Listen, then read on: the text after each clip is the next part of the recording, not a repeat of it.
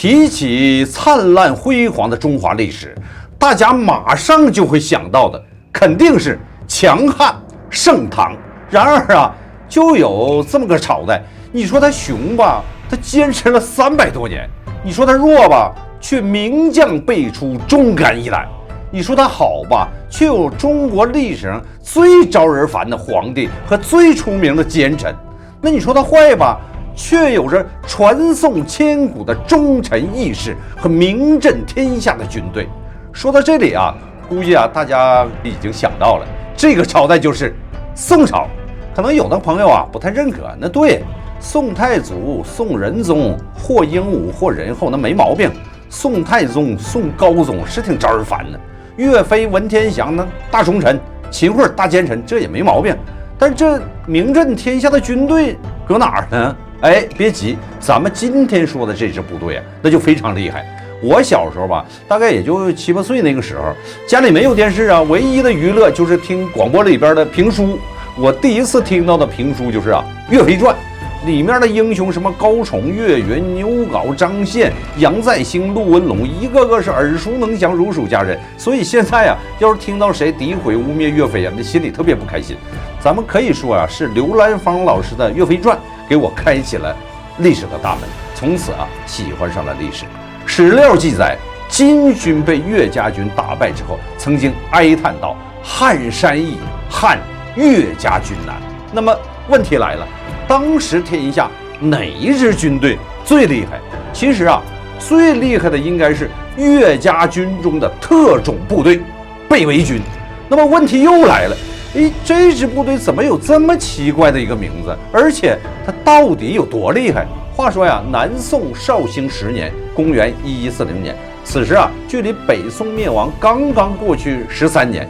经历北宋末南宋初的一系列战争之后啊，那好不容易停战一会儿的这个宋金之间是战事再起。当时啊，发动政变、掌握金国政权的完颜宗弼，也就是演义小说中经常提到的金国4太子金兀术，废除金宋之间的和议，再次统帅10多万大军南下，试图一举歼灭南宋。完颜宗弼啊，在历史上确实非常有名。作为金太祖完颜阿骨打的第4子，他能征善战，勇冠3军。由他统帅的金国精英骑兵部队铁浮屠拐子马，在追击辽国天祚帝灭亡北宋的过程之中，立下了赫赫战功。眼下呀，完颜宗弼对于灭亡南宋那是信心十足，志在必得。但是令他没有想到的是啊，此时原本驻军鄂州一带的岳飞部队，竟然在他南下之际，向金国发起主动进攻，并且接连收复北宋故地颍昌、郑州、西京、河南府等地。从靖康2年北宋被灭以来啊，南宋敢于大规模主动攻击金国军队，并迅速取胜推进，这还是第一次。完颜宗弼怒了。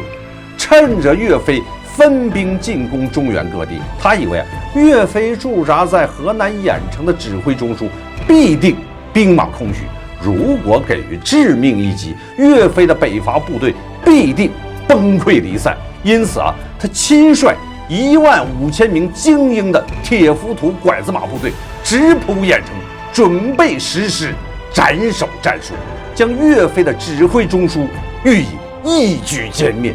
这个铁浮屠拐子马听名字是不是就觉得挺霸气的？这可是跨时代的产物，当世无敌。那怎么说呢？基本上是相当于古代的装甲车，或者说基本上相当于古代的移动坦克。在北魏军出世之前呢，就是横扫天下的存在。金国建国之前呢，率竭骑兵，几乎他就没有步兵。直到金朝中期之前呢，金国一直主要依靠骑兵，步兵一直处于服从地位。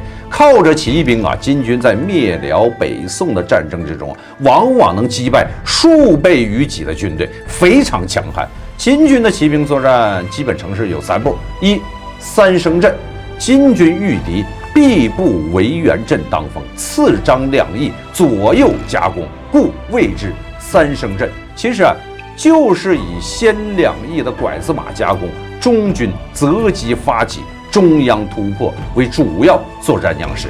第二，选择薄弱环节，张两翼猛击。金军每遇敌，必有一二人跃马而出，先观阵之虚实，或向左右前后结队而驰击之，找准薄弱环节，两翼骑兵发起进攻，打乱敌军部署。第三，中央突破，促敌崩溃。